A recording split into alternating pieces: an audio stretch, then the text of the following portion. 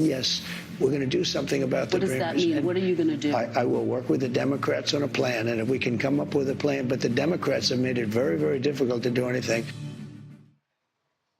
President-elect Trump says he wants a deal to protect Dreamers. These are undocumented immigrants brought into the country as children, and that's despite his plans to conduct mass deportations when he takes office next month.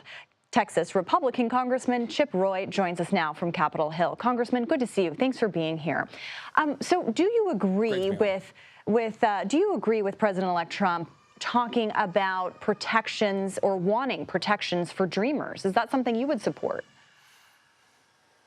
Well, President Trump's well within his rights to, talk about ways in which he's going to try to figure out how to navigate all this to do what he said to the American people he would do, which is secure the border of the United States and deal with the absolute disaster that President Biden and his administration left the American people. 5.5 million people have been dumped into the United States with the abuse and misuse of parole authority and asylum authority. Americans have died from Laken Riley to, my friend Alexis Nuggere's beautiful daughter, Jocelyn Nuggere in Houston, all at the hands of people who were released by this administration into the country. We've got to end it. President Trump is looking for the resources, and the House and the Senate ought to grant him those resources to begin removing these people, secure the border of the United States, and then we can have a conversation about what to do going forward.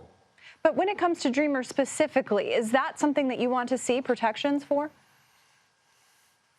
I mean, our job right now is to secure the border, is to manage the fact that we've got all of these people that have been released into the United States, including criminals. We have 1.4 million people who have orders of removal, including, by the way, they issued a list today from ICE. You had 37,000 Chinese nationals, 1,700 from Afghanistan on this list of people who have been ordered to be removed from our country, and Biden won't do it. So the first thing we're going to do is secure the border. Tom Homan's going to do that work. We're going to remove people.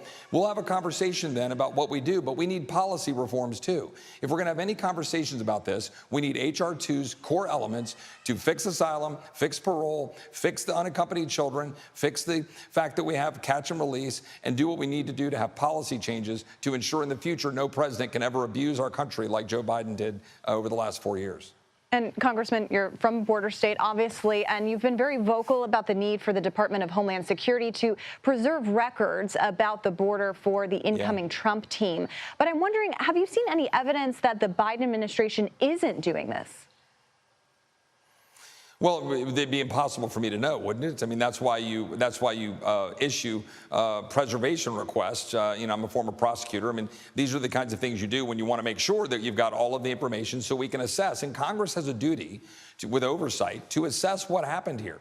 What did the administration know when they were releasing people to the United States? What did they know about the backgrounds of individuals? When we know Venezuelan prisons were being unloaded and we have criminals coming here and Americans died as a result, there's potential criminal activity if you have people who knowingly released dangerous individuals who were murderers into the United States. We had somebody, by the way, who was alleged to have killed 20 people in his home country who we found in New York who had been released into Texas. This is the kind of thing we need to track, we need to follow, we need oversight, so they need to preserve those records.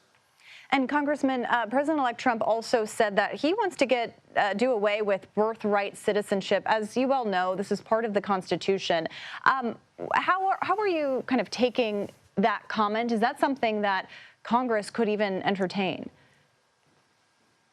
Yeah, sure. I mean, I think the president is absolutely correct. We've had this as being a problem for a long time. In fact, a federal judge in Texas just had to deal with a case in which a mother was trying to piggyback citizenship onto the child, which we have evidence that she knowingly came across the border to have the baby in El Paso to get so-called birthright citizenship and then use that to try to get citizenship herself. The judge thankfully said, no, that's not how this works. But we need to end that practice. We have a whole cottage industry in China, Mexico, all over the world with people coming here to have babies to get citizenship. You should have to be the child of American citizens to get citizenship by being born. And then if otherwise naturalize. I think we need to make sure that's the law going forward so it can't be abused as it has been over these many years. But wouldn't that require amending the Constitution? Well, that is a question that some people have posited, that you would have to amend the Constitution. I don't read the 14th Amendment to demand that you'd have to amend the Constitution that way. I think we could do that through law.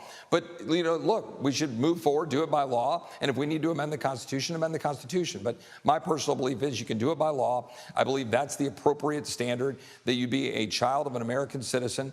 And that it not just be that you can be literally driven across the Rio Grande, have a baby, and suddenly get so-called birthright citizenship. I think that's a mistake, and most Americans think that's bad policy. And Congressman, just quickly, we are up against a deadline for funding the government. Are you confident that the government will remain open, that you will reach a deal? Well, look, the most important question is that we be able to contain spending. And I think that, the Speaker has been trying to work and negotiate with our Democratic colleagues on the other side of the building in the Senate. I think we're probably going to end up with some sort of a continuing resolution into March, which I normally don't love, but I think kicking this into President Trump's leadership and administration makes some sense, so we can try to get real actual spending cuts and restraints come March. I hope we can. I think a disaster supplemental might ride along with it. I think that should be paid for.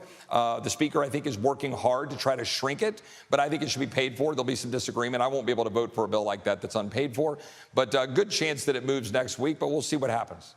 All right, we will see what happens indeed. Congressman Chip Roy, thank you so much for your time.